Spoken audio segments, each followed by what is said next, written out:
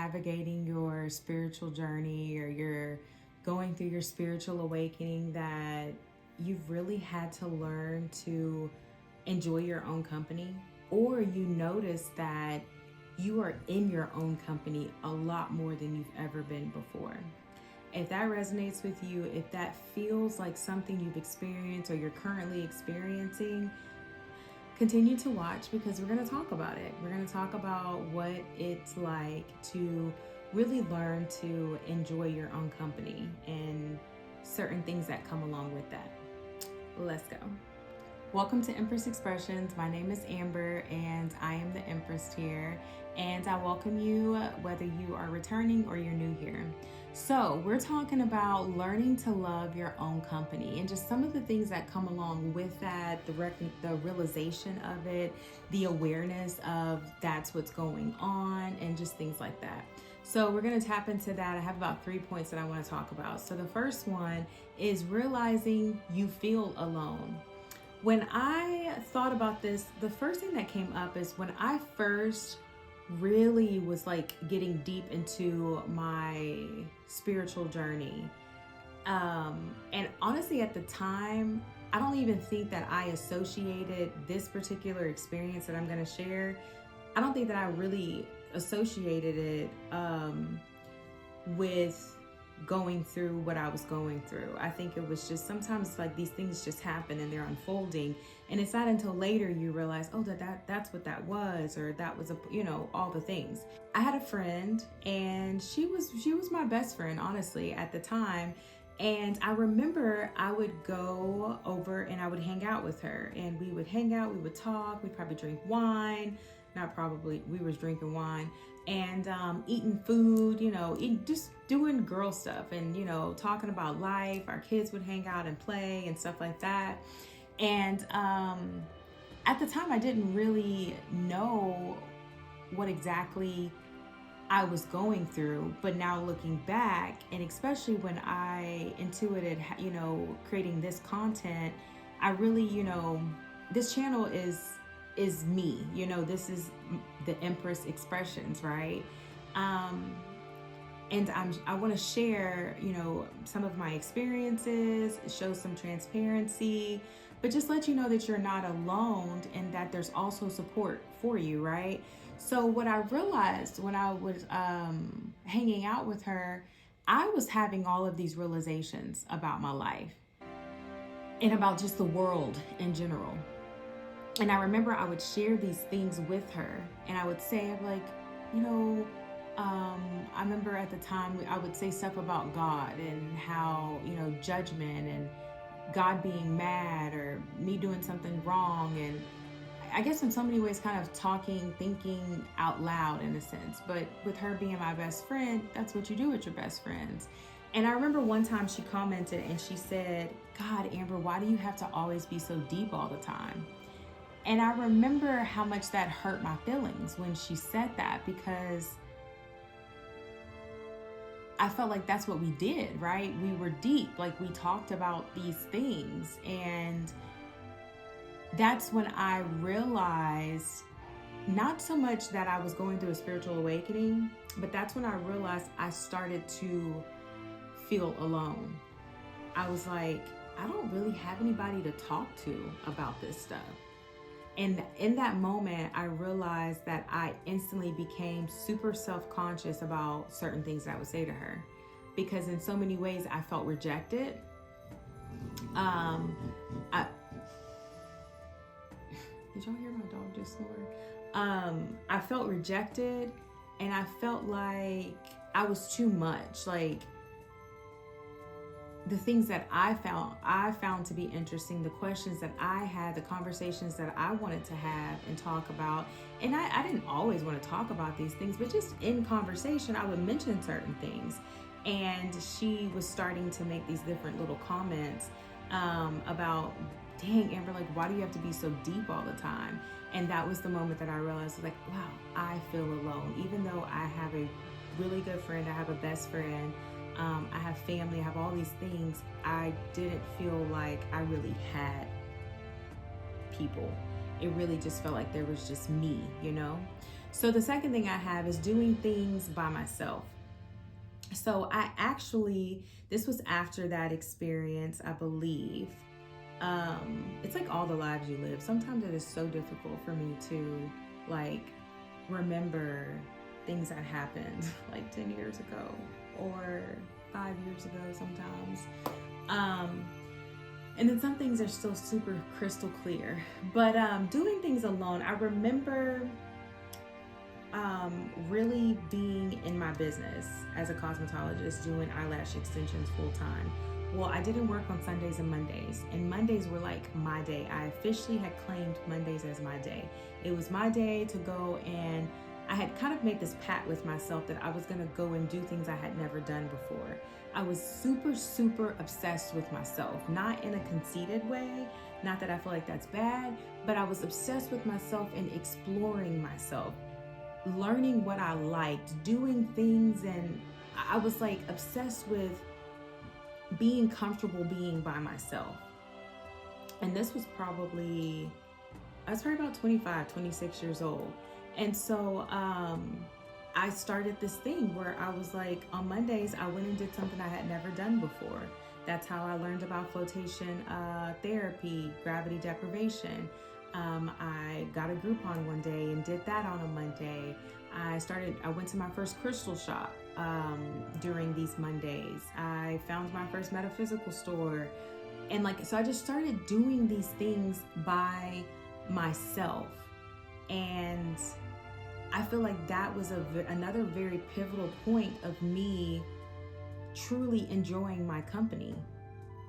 And I think the reason that I'm able to now see that as that's what that was, being able to connect it was the exploration of myself, right? Like some people travel and do all the things. I really wasn't like in a financial situation to travel the world and do all the things, but I was in a situation where I could get in my car and I could drive into the city, right? I lived in the country, but I could drive into the city and check out all these different stores.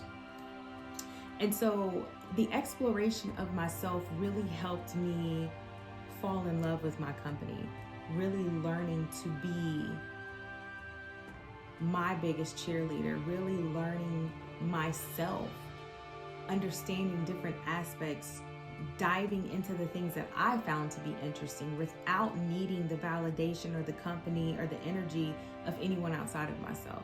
So that was pivotal for me in really learning to love my company. And the last thing I have is enjoying my company. I feel like I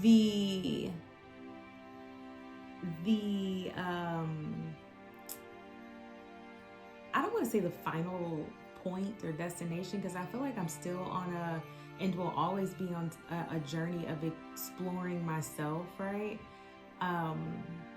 Because of expansion, and I'm source, right? I'm an expression of source. So, but I would say that the moment that I realized, I was like, wow, like, I love me. Like, I love kicking it with myself. I love kicking it with myself.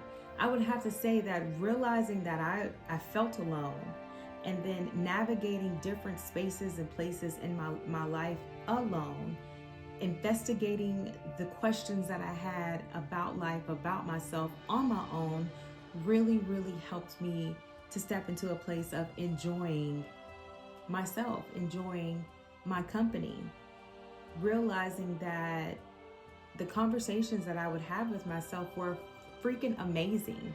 The questions that I would have, the rabbit holes that I would go down, it was amazing. And I absolutely fell in love with my company. And I honestly have to say that probably was the beginning of my self-love journey, the very, very beginning. I would say starting CrossFit and starting to work out was another pivotal point in me pouring back into me, loving myself, making sure my health was good, my body felt good and strong, and eating, high quality, high vibrational food. But these other things as well really helped that self-love journey, really helped me activate hey, Amber, you don't have to look outside of yourself for anything. And honestly, my best friend at the time, I am so grateful for her making that comment, because it really, like, something switched in my mind and in my soul, where I was like, oh, this is something you're gonna have to navigate on your own. It's like, what's her name? Lisa Nichols. I listened to her several years ago, and she said something about, you can't take everybody through the door with you. Like, the door can fit you. Now, people can, go before you, and people can come after you, but you can't take everybody through the door with you. You have to walk through the door on your own. And I really had to do that, and I understood that, and I feel like that really helped me cultivate a sense of self-love. I started the self-love journey, and more importantly, falling in love with myself, falling in love with my energy, falling in love with being by myself, being in my company, my own company, is so still very near and dear to me. As much as I like connection and being around others, I'm still very okay being by myself. And I think that's a beautiful place to be, and to continue to cultivate that relationship with yourself, So that's what I have for you. If this resonated, if you just liked, my vibe, if you just liked the content, drop some love emojis down in the comments down below. Drop some, insights, if you've experienced, if you can relate, all the things. Just let me know you're here. But yeah, that's what I've got for you. Like this video, subscribe, share if you feel called to. And I am a Living Soul certified and ordained profiler. And the Living Soul is a guidance system that helps you understand your energetic makeup, your psychological traits, your behavior traits, your love style, how you manifest, how you move, why you do things the way you do them, how you communicate, how you see the world, right? It is really a beautiful, detailed breakdown of like your energetic makeup, who you are. And you will be so surprised how much this actually resonates with you, and how much it can resonate with you and assist you in making huge changes in your life. It is based off of your birthday, and it is in correlation with the universal principles. And it's just this beautiful, beautiful creation and masterpiece that I highly recommend everyone tap into. One-time fee, low cost, self-investment. Once you pay your fee of $45, it's yours for forever. There are no recurring fees. It comes straight to your email within moments, and it's a beautiful detailed layout. And if you want to tap into it more, understand more of what it is that you're looking at, that's when you can hit me up and we can work something out and get together and dig into it, okay? Another thing is, I am dropping a ebook series here very soon, and the first book will be completely free to all of those that choose to tap into it.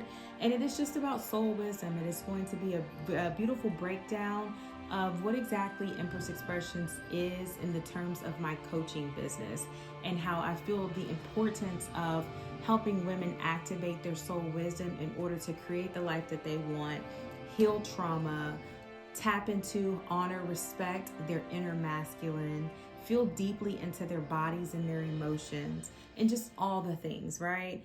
I am here to support you. If you want to just tap into me, maybe set up some time for us to talk and to connect, I have all of that information as well down in the description box.